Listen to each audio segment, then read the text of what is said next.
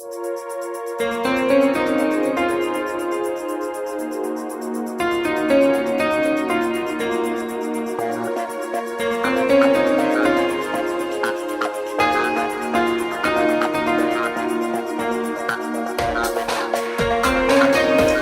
for companies that deal internationally and deal in dollars, the questions, when my team and when we meet with companies and we try to talk about, are you doing business internationally, are you doing business in foreign currencies, if you're doing business in dollars, the question always comes back, well, I deal in dollars, I have no risk.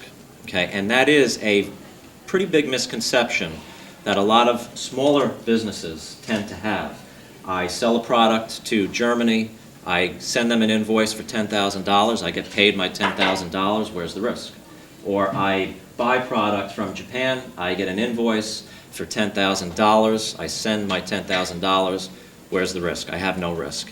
And the funny thing, and the biggest misconception is by dealing in dollars, it actually can be more risky than dealing in foreign currencies because in essence you are giving up any control of the risk that is associated with dealing in foreign currencies.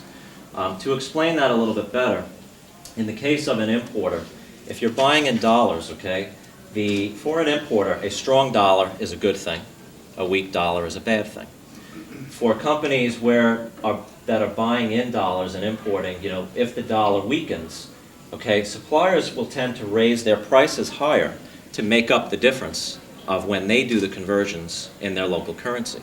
Okay, if the dollar is weakening and you're paying a supplier in dollars, let's say in Germany, when that supplier gets the dollars, they have to convert it to their local currency, which is going to be, in this case, let's say Germany, or euros. It costs them now, they'll get less and less euros when they do those conversions, okay, in their local currency, if the dollar is weakening.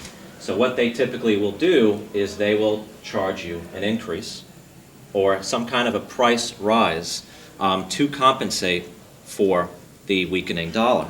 But however, in the case of when the dollar strengthens, okay, they take now all of the opportunity because now they're getting more of their local currency when they convert your dollars to local currency, and I have never seen them come back say, I'm going to lower your prices. Okay, so that's the way. So again, it's when you're dealing in dollars on the importing side, you face the risk of being completely out of control in a weakening dollar environment, okay, potentially getting price hikes, and you get no opportunity for gain in the case of a strengthening dollar environment. What I've also seen is a lot of times is what companies will do is they will build in premiums into their invoice. And again, a lot of smaller businesses typically may not be sophisticated enough to realize that they're getting a 10, 15, 20% premium built into their cost, their invoice, to compensate the dollar exposure that the foreign company is now taking. We've been able to talk to companies, and what we pretty much do in these cases is explain to them, listen, just ask for a dual currency price. You're going to get a price for $50,000 and you're getting billed from Germany. Ask them what the cost would be if you were to send them euros. 9 out of 10 cases, that company in Germany wants euros. They don't want dollars. Their day-to-day currency, their local currency, is euros. So what we have seen in many cases is they will actually give you a better price in euros than they will in dollars. And what that means is you may get a bill for $50,000 today, or let's say a bill for 35,000 euros today. You can come to the foreign exchange desk, ask, hey, where could I buy, 35,000 euros, and based on the exchange rate, it may only cost you $48,000. So that difference of $2,000 is a premium that is built in. And it is probably 90% of the time plus that we see it, and I've seen as high as 18% premiums built in, where in talking to companies, especially on the smaller side, we've been able to save them a considerable amount of money by converting to a local currency. Now the question comes up is, well, what about the risk? Okay, how do I manage the risk?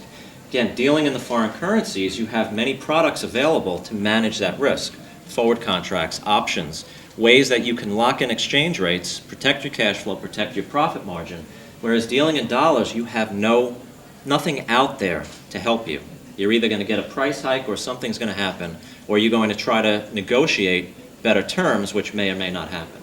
One of the solutions when doing business globally is providing letters of credit to exchange goods for payment or to assure performance under a contract. Citibank can provide an end-to-end process for letters of credit by playing all the roles of the banks involved in a letter of credit transaction.